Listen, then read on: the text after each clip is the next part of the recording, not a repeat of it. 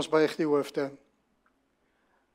O Here, baie dankie dat ons vandag hier in U huis by mekaar kan wees om meer van U te leer, om nader aan U te kom, om liewer vir U te word. O Here, en daarom vra ons, wil U ons in hierdie oomblikke vol met die teenwoordigheid van die Heilige Gees, sodat ons daardie groei mag ervaar wat U vir ons bedoel het.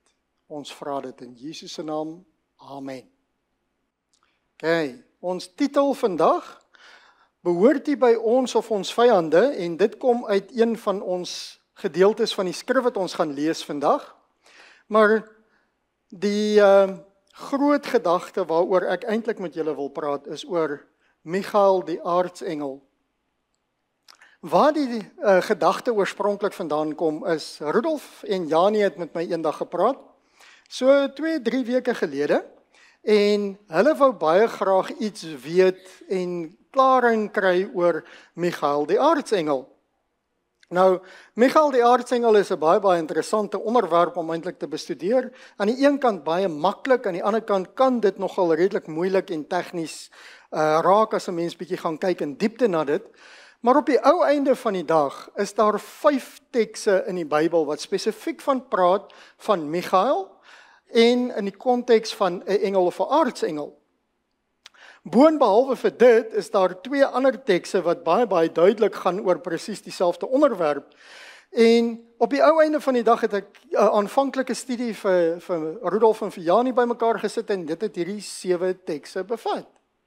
En vir my was dit baie duidelik, baie maklik, en dit was nie vir my 'n probleem om te verstaan wie, wat en waaroor ons eintlik op pad is en wat aangaan nie. En dit was die aanvanklike studie. En toe stuur Rudolf vir my 'n boodskapie terug. Hy sê vir my, hoor jy sommer, hierdie is bietjie kort, jy weet. Toe dog ek, okay, kom ons brei hom uit. Kom ons gaan kyk 'n bietjie en ons krap interessante goedertjies hier uit. En ek het dit toe gedoen, klompie navorsing gaan doen en dit was ongelooflik lekker. Ek weet nie of julle al oor spesifieke onderwerpe binne in die Bybel gaan individuele studie gaan doen het om te kyk wat jy kan kry oor 'n onderwerp nie, maar dit is geestelik ongelooflik verrykend. En dit bou 'n mens soveel op as jy sien waarheen die Here besig is om 'n mens te vat. En dit is presies wat met my gebeur het. So, wat ek gedink het ons moet doen, is ons moet begin by die basiese en ons gaan bietjie lees van hierdie tekste waarin die woord Michael voorkom, waarin daar gepraat word van hom as 'n engel en as 'n aartsengel. Die ander ding wat interessant is natuurlik, Michael is ook 'n gewone noemnaam. En dit kom binne in die Bybel ook voor. En as ek nou my tekste en my goed so vinnig reg kan onthou hier, want nou moet die geheue inskop, praat ons van die eerste keer waar hy voorkom, dink ek was Numeri 13 vers 13, waar iemand die naam gekry het van Michael. Natuurlik vandag kry ons dit as Michael, en daar's 'n paar Mikes in die kerk, maar ek sien net een van hulle hier. Hi Mike. Okay. Hy is een van hulle. En die naam Michael het natuurlik 'n besonderse betekenis. So, as ons kyk na die, Numeri 13 vers 13 was baie belangrik. Die ander ding wat ons moet baie belangrik in konteks kry en reg kry en verstaan, is dat, wat beteken die woord engel? En tegnies gesproke beteken die woord engel beteken net 'n boodskapper. En een van die plekke waar ons dit kry is in Openbaring 2 vers 1. Nou, om vir julle te wys dat 'n engel net 'n boodskapper is, kom ons gaan lees gou-gou Openbaring 2 vers 1. Openbaring 2 vers 1, net om vir ons 'n idee te gee. Die woord engel, so mense moet versigtig wees vir dit. En Openbaring 2 vers 1 sê die volgende: Skryf aan die engel van die gemeente in Efese. Dit sê hy, wat die 7 sterre in sy regterhand hou, wat wandel tussen die 7 goue kandelaars. So, wie is die engel in die gemeente van Efese? Die boodskapper, die predikant. So, 'n mens moet net verstaan wat aangaan. Okay, nou hierdie wat ek het is 'n interessante enetjie. Dit is 'n voorstelling wat ek spesiaal vir hierdie diens laat maak het. En die ene is AI gegenereer, dis die vorige enetjie as ons kan teruggaan gou-gou.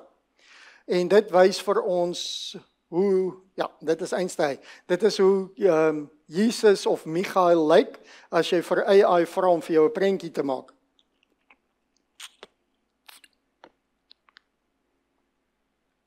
Nou om bevestiging te kry dat die woord engel net beteken 'n boodskapper, het ek gegaan na Strong's Concordance toe en hy sê vir jou presies dieselfde. En die oorspronklike Griekse woord is angelos of angelos. En dis natuurlik waar die stad Los Angeles sy naam vandaan kry, City of Angels. Maar kom ons kyk wat weet ons van Michael. Wat ek toe gedoen het is ek het gaan soek vir 'n voorstelling van 'n engel en spesifiek die engel wat voorkom in Daniël.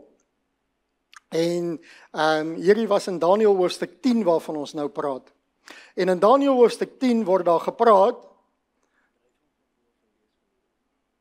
In Daniël hoofstuk 10 word daar gepraat van 'n engel wat verskyn het aan hom. En ons weet natuurlik dat hierdie is eintlik 'n voortsetting van Daniël hoofstuk 9 en eintlik hoofstuk 8 ook. Jy sien in Daniël hoofstuk 9, wel, die gesig het eintlik begin in Daniël hoofstuk 8.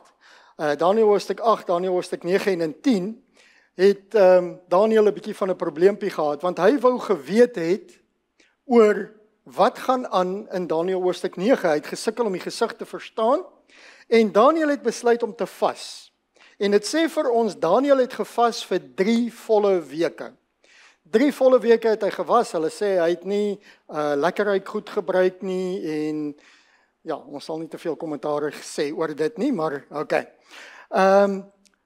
En hier verskyn hierdie engel aan hom. En die engel wat aan hom verskyn het is die engel Gabriël, dieselfde engel wat in die vorige hoofstuk aan hom verskyn het.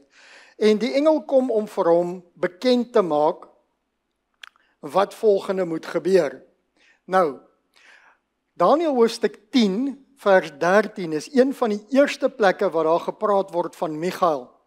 En dit sê vir ons, maar die vors van die koning van die Perse het 21 dae lank teenoor my gestaan. En kyk, Michael, een van die vernaamste vorste, het gekom om my te help. En ek het daar oorgebly by die konings van Persië. Nou as 'n mens hierdie ding lees en 'n mens, dis verskriklik belangrik, 'n mens moet die Bybel lees en jy moet wakker wees. Die brein moet aanwees en hy moet hardloop op al die silinders. As julle sien in die eerste lyn, dit sê daar, maar die vors van die koning van die Perse. Enkelvoud. Enkelvoud. Die vors. En as jy 'n bietjie gaan dieper lees, is die vors waarna hier verwys word, die Satan. Want hy was besig om beheer oor hierdie situasie oor te neem. En dit sê 21 dae lank. Hoe lank het Daniël gevas? 3 volle weke, 21 dae lank. Was daar hierdie stryd en die engel Gabriël is verhou en teruggehou om Daniël se gebed te kom beantwoord. En toe kom Michael. En dit sê vir ons, Michael is een van die vernaamste vorste. Iets wat baie interessant hierso is, so ons weet, Michael is een van die vernaamste vorste en hy het gekom om antwoorde te kry. En die engel het gekom na hom toe om vir hom antwoorde te gee.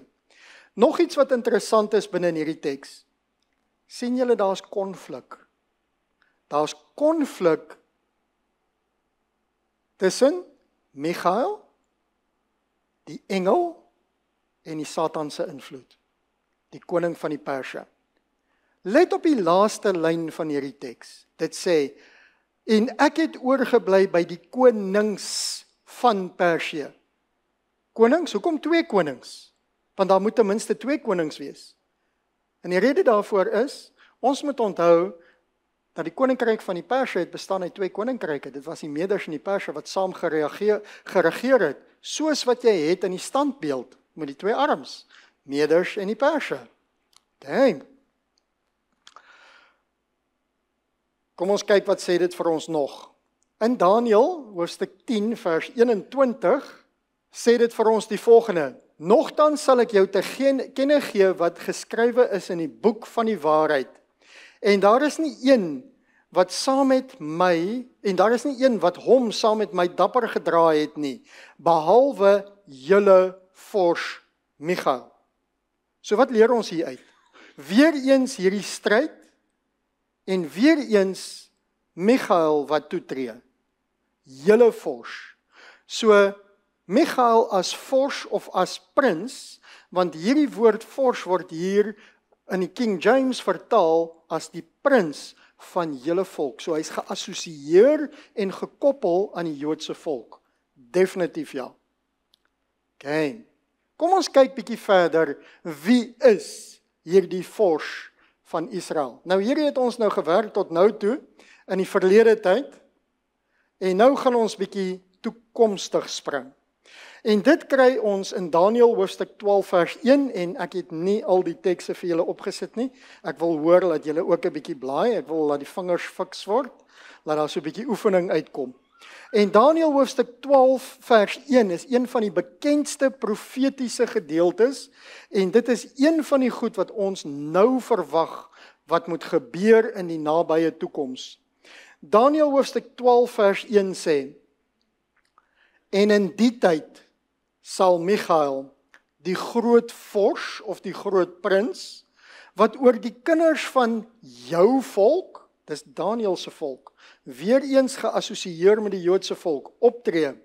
En dit sal 'n tyd van benoudheid wees, soos daar nie gewees het, vandat 'n volk bestaan het, tot op die tyd nie. En dis vir ons, vir die nabye toekoms. Maar wat gebeur?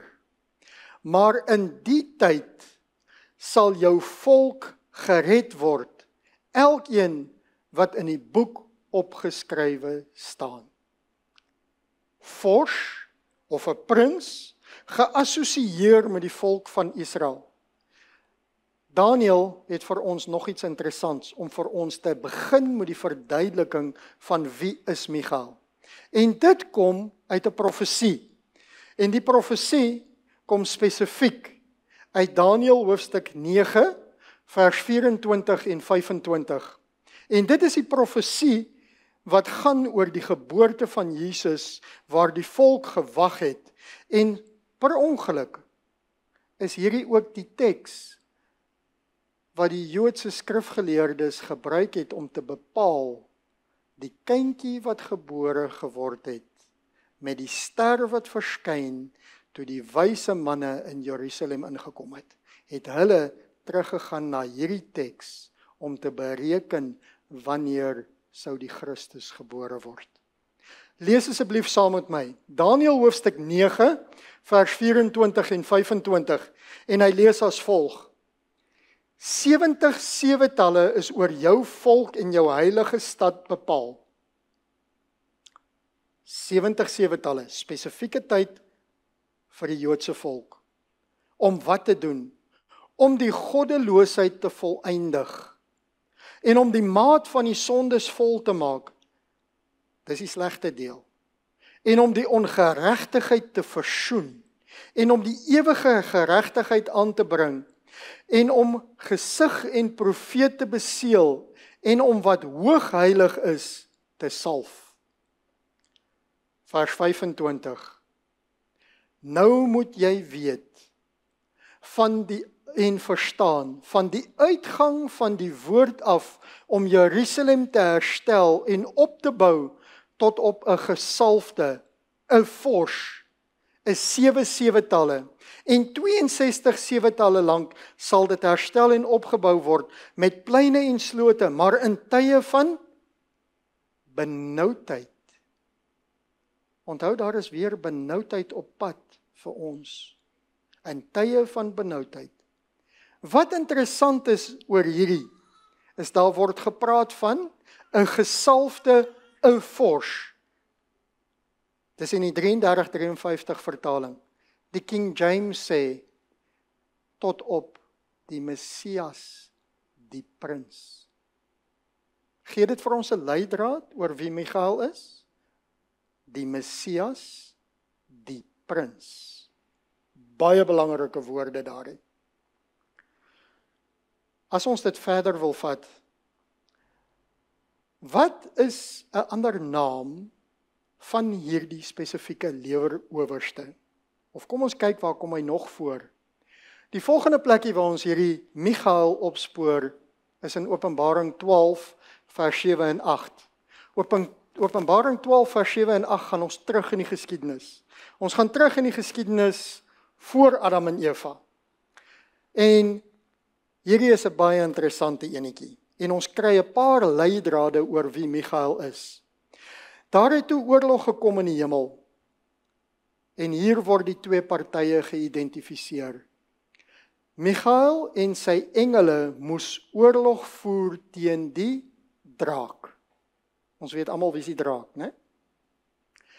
En die draak en sy engele het oorlog gevoer, maar hulle is verslaan. In die hemel is daar geen spoor meer van hulle te vind nie. Ons het oorlog in die hemel. Twee weermagte teenoor mekaar. Michael en sy engele en die draak en sy engele. Kom ons gaan kyk bietjie, wie word nog beskryf as iemand wat engele het in die Bybel? Wie het nog engele? En ons volgende teksie waarna ons gaan, kom uit Matteus 16 vers 27. Matteus 16 vers 27. En Matteus 16 vers 27 lees baie interessant. Dit sê vir ons, die seun van die mens gaan saam met sy engele kom. Wie is die seun van die mens? Jesus. Gaan saam met sy engele kom. Met ander woorde, Jesus het engele. Hy sal bekleed wees met dieselfde heerlikheid as die Vader en sal elkeen volgens sy dade vergeld. Jesus het engele, die Satan het engele. Volgende ding wat interessant is, wat doen die engele tydens die wederkoms? Wat se taak het hulle om te doen? En dis nog 'n interessante een om te gaan kyk. En die teks waarna ons nou gaan, is Matteus 24 vers 31. Hier kry ons 'n beskrywing van wat gebeur die dag as Jesus terugkom na die aarde toe. En ek het vir julle probeer om hierdie prentjie op te sit daar. Matteus 24:31 sê, die groot trompet sal weer klink, en hy sal sy engele uitstuur. Wie is die hy? Jesus. Het hy engele? Ja, dit sê vir ons. Matteus 24:31. En hy sal sy engele uitstuur. En wat doen hulle? Om sy uitverkorenes bymekaar te maak uit die 4 windstreke van elke hoek van die aarde af. So Jesus het engele. Hy was die een wat in die hemel geveg het teen die Satan. Kry ons die leerowerste van die weermag van die Here ook in die Ou Testament? Beslis ja. Kom ons spring na Joshua toe. Ons gaan kyk na Joshua hoofstuk 5 vers 13. Joshua 5 vers 13. En ons gaan vanaf vers 13 lees vir 'n paar versies en daar's 'n paar vreeslike interessante goed wat hier uitkom. Joshua is gereed om Jerigo aan te val. En dan sê dit, en terwyl Joshua by Jerigo was, slaan hy sy oë op en kyk, daar staan 'n man teenoor hom met 'n ontblote swaard. Onthou asseblief, ontblote swaard in sy hand. En Joshua het na hom gegaan en hom gevra, hoort jy by ons of by ons vyande? Volgende versie. En hy sê, nee, ek is die leerowerste van die Here. Ek het nou gekom. Wie sê hy, wie is hy? Die leerowerste van die Here, met ander woorde, hy is die beheer van die engele weermag. Dis wie dit is. Toe val Joshua met sy aangesig op die grond en buig hom neer en vra hom. Joshua val neer en hy buig hom en hierdie is aanbidding waarvan ons praat. Wat wil my Here aan sy diensknegt sê? Toe sê die leerowerste van die Here vir Joshua, trek jou skoene van jou voete af, want die plek waar jy op staan is heilig. En Joshua het so gedoen. Joshua val neer voor die leerowerste. Hy word gesê, trek jou skoene uit. Kan julle onthou waar nog iemand gesê is om skoene uit te trek? Moses. Kom ons gaan kyk gou-gou na wat het gebeur met Moses. Hierdie insident van die skoene, so hier's 'n paar goed wat ons moet onthou. Aanbidding is belangrik, swaard is aanbidding belangrik en skoene is belangrik. As ons gaan kyk na wat gebeur het met Moses en die brandende bos, en ek wil hê ons moet dit lees. Dit kom uit Exodus 3 vanaf vers 2 uit. Exodus 3 vanaf vers 2. Onthou nou, hier het 'n engel met 'n swaard, en 'n swaard gebruik jy om oorlog mee te maak. So dit is elke keer gekoppel aan stryd en oorlog.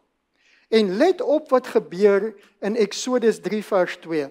Daarop verskyn die engel van die Here. Engel van die Here. Aan hom in 'n vuurvlam uit 'n doringbos. En toe hy weer sien, brand die doringbos in die vuur, maar die doringbos word nie verteer nie. So hierdie bos brand nie uit nie. Hy is aan die brand, maar hy brand nie uit nie.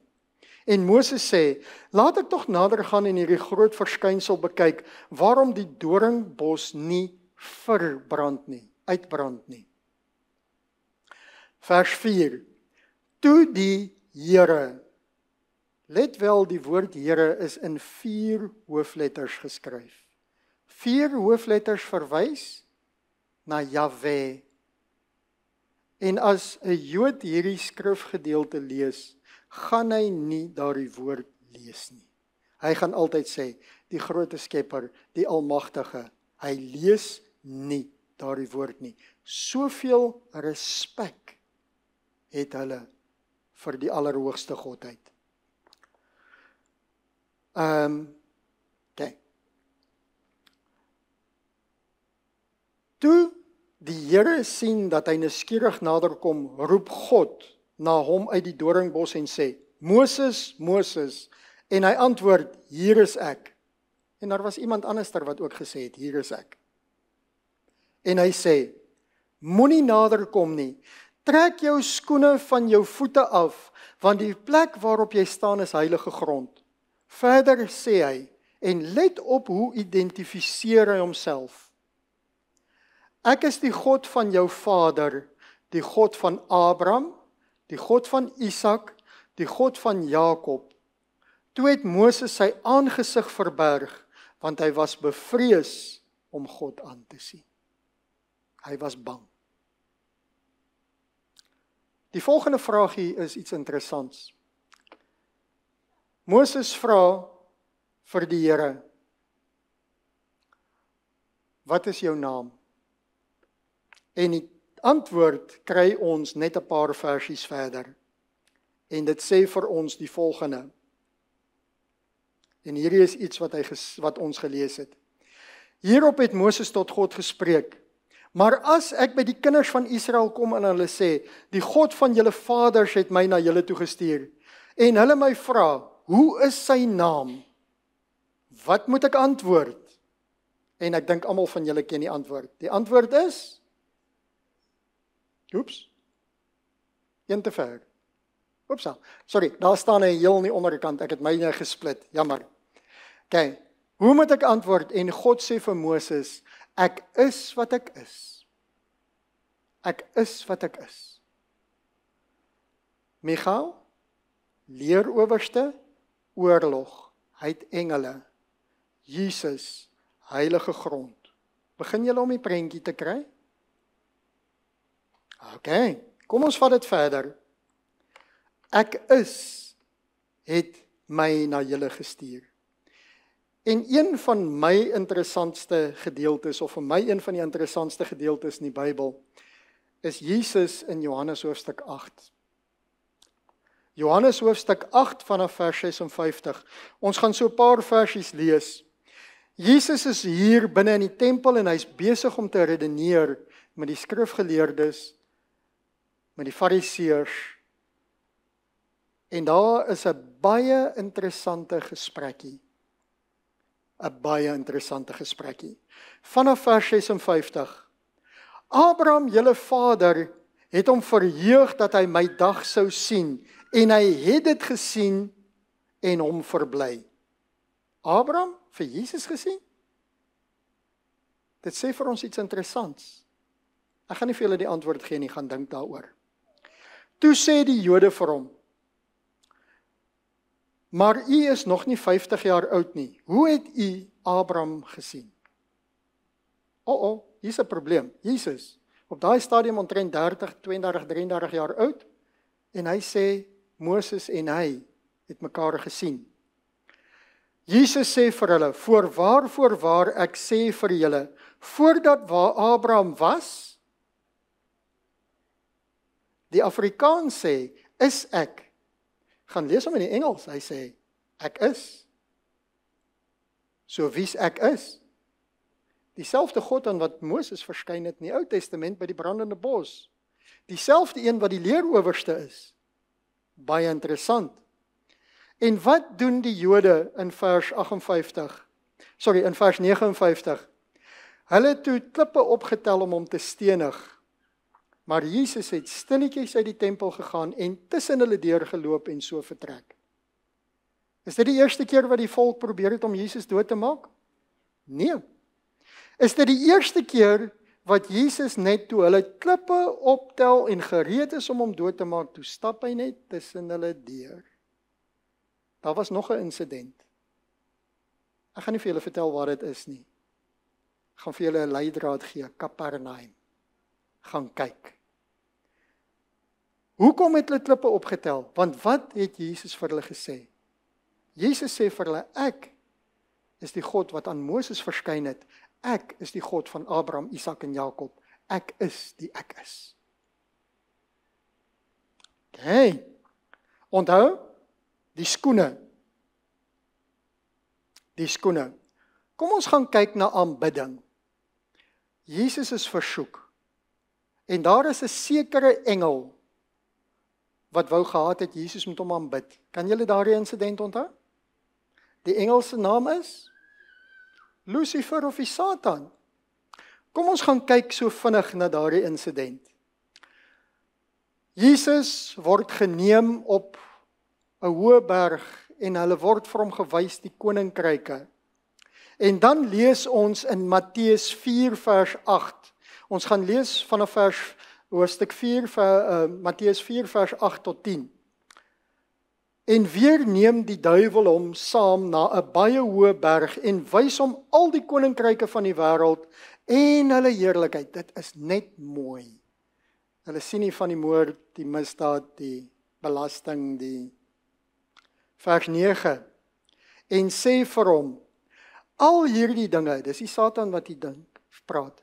Al hierdie dinge sal ek aan u gee, as u neerval en my aanbid. Dis die verkeerde engel, en hy soek aanbidding.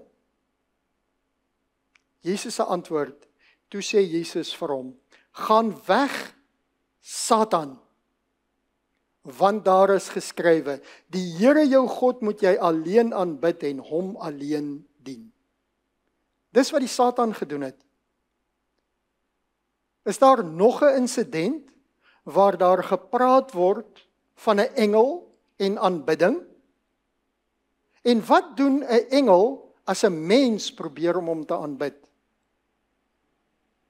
Johannes, kom ons gaan lees dit.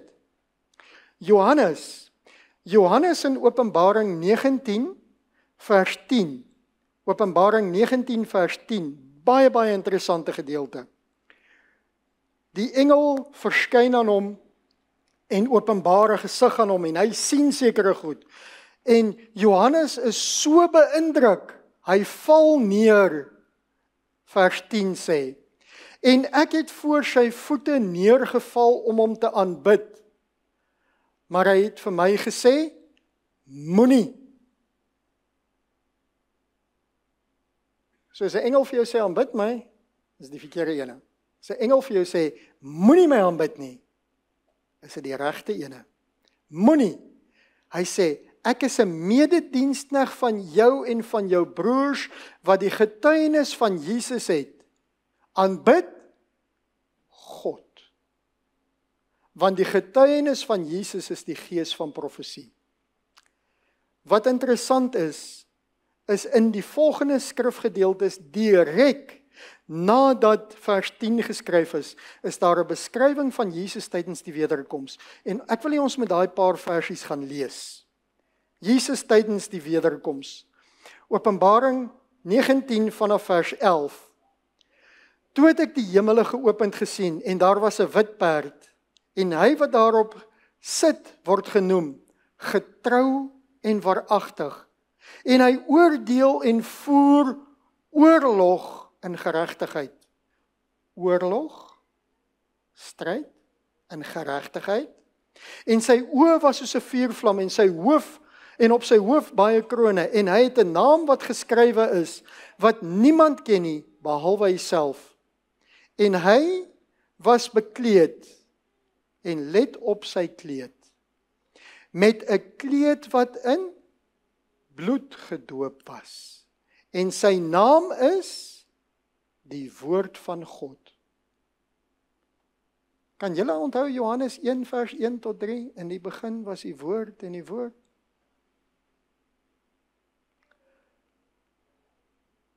Vers 14 sê, en die leeu's van die hemel het hom gevolg op wit perde, bekleed met wit, rein wit linne. Naam, woord van God, gedoop bloed. En uit sy mond gaan daar 'n skerp swaard. Kan julle onthou van die swaard by Joshua? Kan julle onthou van die swaard? Aha. Om die nasies daarmee te slaan en hy sal hulle met 'n ysterstaf regeer en hy sal die perskuip van die wyn van die grimmigheid van die toorn van God, die Almagtige. En hy dra op sy kleed en op sy heup die naam wat geskrywe is, die koning van die konings en die Here van die Here. Kan julle die korrelasie sien tussen die leerowerste, bevelvoerder van die hemele, leier van die engele, die oorlogssituasie, die swaard? Is daar 'n bevel dat in die Bybel dat die engele vir Jesus moet aanbid? Baie interessante teksie. Kom ons gaan lees gou-gou Hebreërs 1 vers 6. Hebreërs 1 vers 6. Hebreërs 1 vers 6 lees as volg. En hier moet 'n mens weer eens, jy moet baie mooi lees. En wanneer hy weer die eersgeborene in die wêreld inbring, sê hy, en al die engele van God moet hom aanbid. So wie moet die engele aanbid? Die eersgeborene. Wie is die eersgeborene? Jesus. Ons praat vandag nog steeds in dieselfde konsepte. Suid-Afrika het nie meer 'n eerste minister nie, maar ons het altyd 'n eerste minister gehad. Ons het deesdae 'n uitvoerende president. Okay? Kan julle onthou goeie ou dae, eerste minister? Meeste ander lande het nog steeds 'n eerste minister. Beteken dit hy is letterlik die eerste minister wat daar is? Nee. Hy is net die belangrikste ene. Eerste minister. Daar word ook gepraat in Amerika van die eerste dame of die first lady. Is sy die eerste en die enigste vrou in Amerika? Baie beslis nie, maar sy is die belangrikste ene. Die eerste. Onthou hierdie konsep. die eersgeborene, die belangrikste. So, hier is 'n bevel binne in die Bybel vir engele om Jesus te aanbid. Toe begin ek te wonder, het die disippels ooit vir Jesus aanbid? En ek het so 'n teks gekry. En die teks staan vir ons opgeskryf in Matteus 28 vers 9. Matteus 28 vers 9. En hierdie was Emmaus en wat direk na Emmaus gebeur het. En terwyl hulle op weg was om dit aan sy disippels te vertel, kom Jesus hulle met eens mee te en sê, wees gegroet. Toe kom hulle nader en gryp sy voete en aanbid hom. Wat doen 'n engel as jy hom aanbid? Hy sê moenie my aanbid nie. Ander engele het bevel gekry om Jesus te aanbid. Die disippels het vir Jesus aanbid. Het Jesus hulle gestop? Nee. Nee. Kom ons gaan kyk bietjie wat gebeur met Moses se opwekking. En hierdie is die laaste teks waarin die duidelikste beskrywing vir my van Michael die aartsengel voorkom. Dit kom voor in Judas. Nou Judas het net een hoofstuk, so jy kan sê Judas vers 9 of Judas 1 vers 9. Maar dit gee vir ons 'n baie duidelike idee van wie Michael is. En Judas 1 vers 9 sê, maar toe Michael, die aartsengel, met die duiwel in 'n woordestryd was oor die liggaam van Moses, het hy geen oordeel van lastering durf uitspreek nie, maar het gesê, die Here bestraf jou. So Michael is die aartsengel. Okay? Michael is die aartsengel. En hy was in 'n stryd met wie? Met die Satan. Oor wat? Oor die liggaam van Moses. Okay? Waaroor het dit gegaan? Waaroor het dit gegaan? Kom ons gaan kyk so vinnig na Moses. Moses was in Exodus 32, my teks is verkeerd. Deuteronomium 32, word daar vir ons vertel dat Moses is nie toegelaat om in die beloofde land in te gaan nie, as gevolg van die sonde wat hy gepleeg het. En ek moet eintlik iets oor dit ook uitwerk. Daar's iets verskrikliks interessants oor daai ene. Moses is gesê hy moes sterf op die berg. En in Deuteronomium 34 vers 6 word Moses begrawe. Raai wie begrawe vir Moses? Die Here begrawe vir Moses. En iets wat ons kry uit Joodse oorlewering uit wat nie vir ons gedokumenteer is nie. Volgens die Joodse oorlewering is Moses opgewek 3 dae nadat hy begrawe is.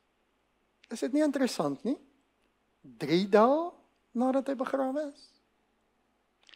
En hier kom Jesus, Michael, die aartsengel, en die Satan sê vir hom, waar is die probleem? Het Jesus toe al gesterf? Nee.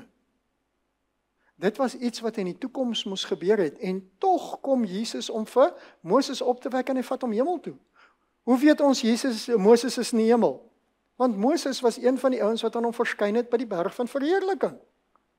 Ons weet hy is in die hemel. Okay. En die stryd het daaroor gegaan, dat Jesus gekom het om Moses op te wek, maar hy het nog nie gesterf vir die redding van die mens nie. Die aartsengel.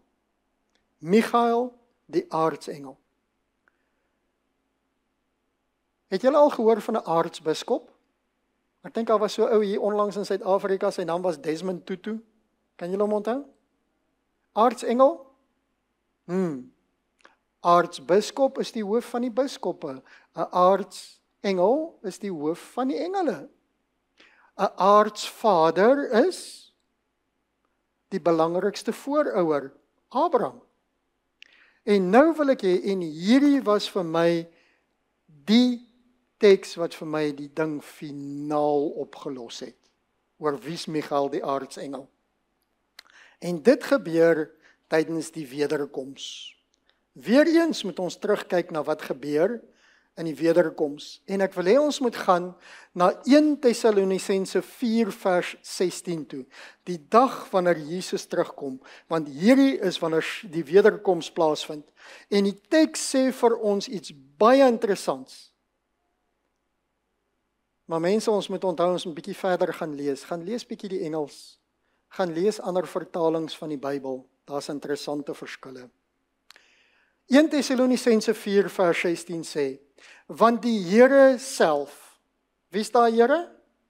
Jesus, sal van die hemel neerdal met 'n geroep, met die stem van 'n aartsengel. Die King James sê met die stem van die aartsengel.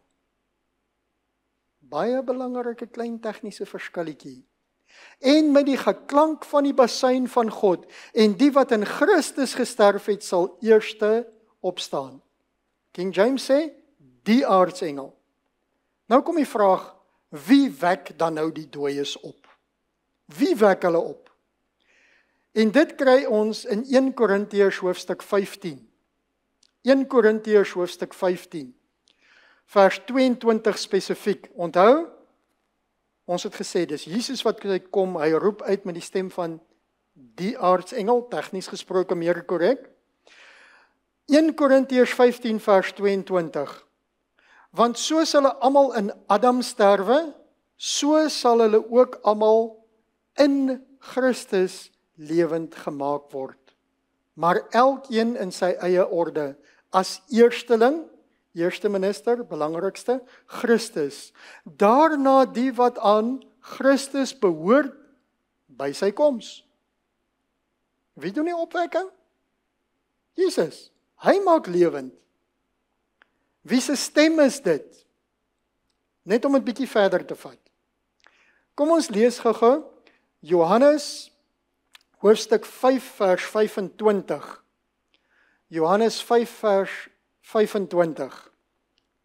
Dit sê, voorwaar ek sê vir julle, daar kom 'n uur en dit is nou, wanneer die dode die stem van die Seun van God sal hoor. Wie se stem maak wakker? Die stem van die Seun van God. En die wat dit hoor, sal lewe. Want soos die Vader lewe het in homself, het hy ook aan die Seun gegee. My rekenaar het sopas gespring. Om lewe in homself te hê, en hy het hom mag gegee om te oordeel, omdat hy die Seun van die mens is. Moenie julle hieroor verwonder nie, want daar kom 'n uur wanneer almal wat in die grafte is, sy stem sal hoor. Wie se stem? Jesus se stem. Jesus word beskryf as hy kom met die stem van die aartsengel. En sal uitgaan nadat hulle opgestaan het. En die wat goed gedoen het, tot die opstanding van die lewe, en die wat kwaad gedoen het, tot die opstanding van die veroordeling. En ek het hierdie prentjie vir julle opgesit om julle te herinner. Daar's 1000 jaar tussen opstanding nommer 1 en opstanding nommer 2. Maar dit is 'n studie vir 'n volgende dag. Kom ons vat dit en ons sluit af met die volgende. En my muis het sopas verdwyn. As jy gaan kyk na die woord Michael, en jy gaan bestudeer hom, bestaan die woord Michael uit 3 gedeeltes uit. Dankie. Mi, Ga en El. Almal van ons weet teen hierdie tyd, El praat van God. En as jy gaan kyk na wat dit beteken, sê dit, wie is soos God? En baie keer sit hulle 'n vraagteken daar agter. Wie is soos God? Vir my is daar net een antwoord. Dis 'n babietjie wat 'n paar duisend jaar gelede gebore is. En elke keer wat ons 'n datum neerskryf, is jy besig om te tel die tydsverloop tussen wanneer hy die eerste keer gekom het en wanneer hy terugkom. So net deur die datum te skryf, is jy eintlik besig om Christus se wederkomste te voorspel en te sê, jy glo daaraan. Ek het nou probeer om vir julle uit die Bybel uit te wys wie's Michael. Ek hoop ek het dit reg gekry. Ek hoop dit was baie duidelik. Natuurlik, as jy 'n Sewendag Adventis is dit baie maklik om die antwoorde te kry. Want al wat jy gaan doen is jy klim in op Google en sê, J.G. White, wat het sy gesê? Wie's Michael? En dan kry jy iets soos hierdie, wat sê, Christ is called the Word of God. Johannes 1 vers 1 tot 3. He was revealed to them as the angel of Jehovah, the captain of the Lord's host, die leerowerste, Joshua, Michael, of Michael, the archangel, patriarge en profete. Baie maklik om eintlik die antwoord te kry. Ons moet dankbaar wees vir hoe maklik ons eintlik kan antwoorde kry.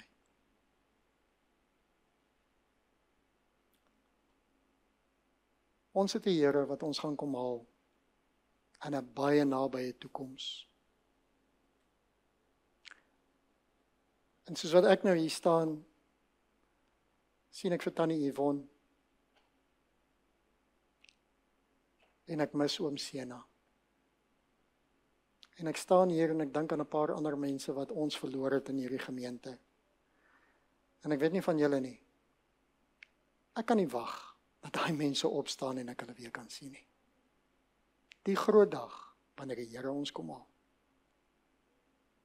Dankie. Kom ons buig die hoofde. O Here, baie dankie dat U vir ons voorregte gegee het soos hierdie. O Here, waar ons vir Jesus beter kan leer ken, beter kan verstaan dat hy is die woord. O Here, laat ons kan sien hoe as daar stryd is met die sonde en met die Satan, dat Jesus daar is om te kom veg. O Here, waar 'n enkel engel dalk nie in staat is om te kan bly staan en vir 21 dae lank teruggehou kan word, weet ons dat die oomblik wat U toetree tot die stryd, is dit oorwin. O Here, elkeen van ons wat hier is vandag, sit met 'n stryd in een of ander vorm. Gesondheid, finansies, geloof, sonde, verhoudings, wat ook al daardie stryd is. O Here, wil U vir ons, Michael, die aartsengel stuur, om die oorwinning te verseker, sodat ons kan wandel op die paadjie wat U wil hê ons moet bewandel. Wil U asseblief saam met ons wees in hierdie dag en hierdie oomblikke, en ook in die week wat voorlê. Ons vra dit in U naam alleen. Amen.